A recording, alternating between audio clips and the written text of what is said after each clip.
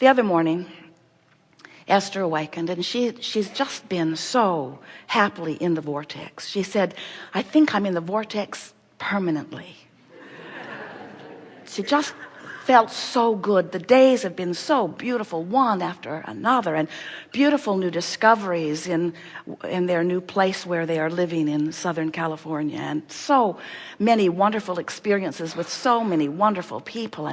And so she just basked herself to sleep and appreciated her pillow while she was doing it, and awakened in the morning and reached for the new meditation CD to play. And before she pushed the button, she focused upon something unpleasant that she'd been contemplating the day before. And in the midst of that sort of run of pure positive energy, she felt a knot in her stomach that was so severe it felt like pain. So as soon as she saw Jerry, she said, I've taken negative emotion to a whole new level. Because I am certain that this is not something that is physiological. I know that this is not something to do with anything to do with my body, in the sense that it is not a physical thing. It was an emotional thing. It was me dropping a negative thought right into the middle of a pool of well-being, and it was like that negative thought spewed poison. And I felt the poison in my stomach. She said, let's ask Abraham. And we said, yep, that's exactly what happened. In other words, it's a little bulky explanation of it, but what do you think your emotions are? Why are emotions feelable? Why do you feel emotions? Because the combination of the vibration of this dominant vibration that is really who you are, which is one of well-being, utter well-being, and then the vibration of whatever you are thinking in the moment, when they mix together, it creates a vibration that affects you on a cellular level, which triggers all kinds of things in your body. Wellness comes from positive emotion endurance, and illness comes from negative emotion endurance. And it's such a wonderful thing when you are so on top of your game that you can feel the spread. And we mean the spread. In other words, you introduce negative thought into your experience. When you haven't been introducing negative thought into your experience, you're going to feel it in a whole new way. And that really is what we wish for every one of you.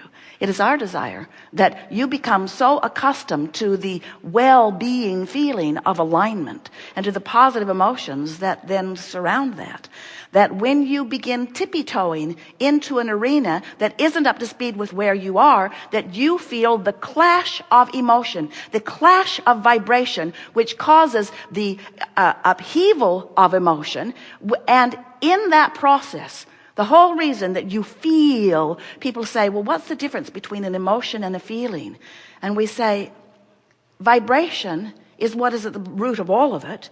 The vibration of who you really are is dominant. The vibration of who you're being in this moment, based upon what you're thinking about or speaking about right now, is causing a colliding or a meshing, a blending of the vibration of you and you. And as those vibrations come together, it equals a signal that is affecting your physical body. And when there is a blending of the emotion, the signal that is offered to your cells offers well-being. It offers metabolism that is pleasing. It offers heart rhythm that is exactly right. It offers the utilization of the oxygen that you are breathing. In other words, when you are tuned into this frequency that is at the very core of every cell of your body, you thrive on every level, and the upshot of it is you feel sensational in the process.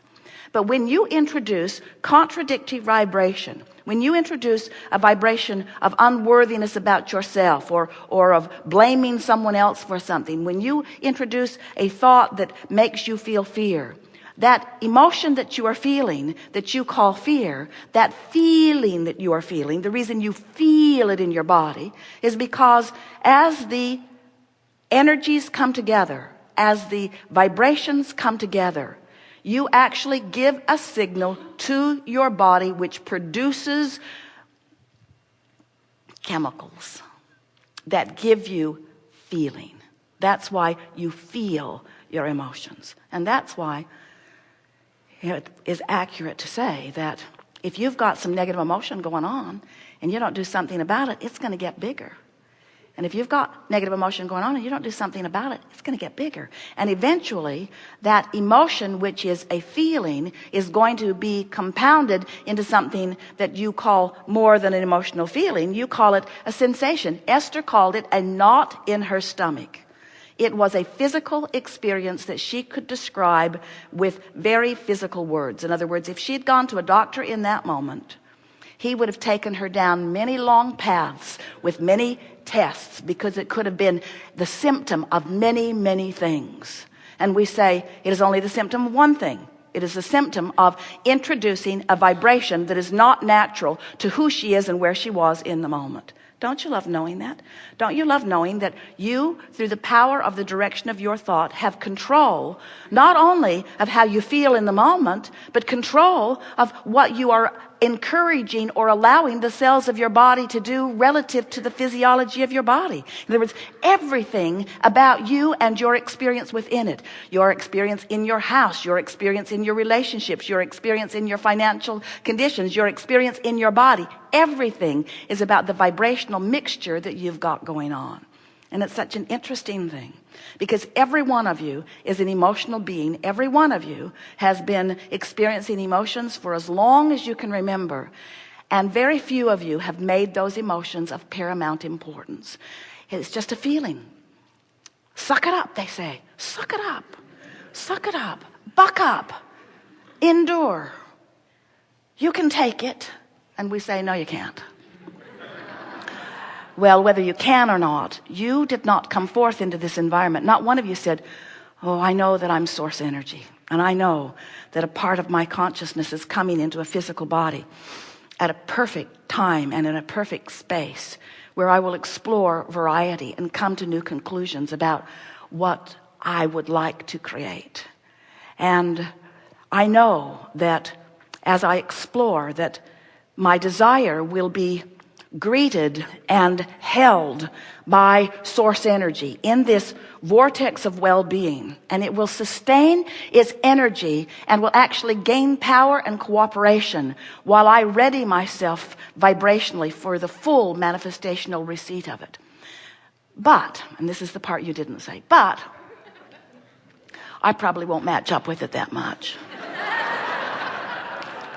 I'll probably go along with what the crowd's doing. If the crowd is worried about something, I'll probably worry with them. I'll probably ignore how I'm feeling, so my guidance system will be of very little use to me. And maybe I'll luck out and bump into some of the things that I deserve. When I do, I'll call it karma or good fortune. That isn't what you said. You said, I am a deliberate creator going forth into the most magnificent environment of creation ever. And from it, I will come to personal conclusions of what I don't want, which will help me to conclude all day, every day of what I do want.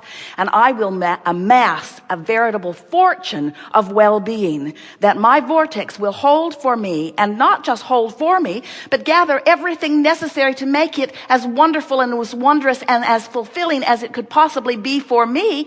And I just have one thing and one thing only to do after it's there. And that is, I have to pay attention to the way I feel and lean in the direction of the thoughts and conversations that feel good to me.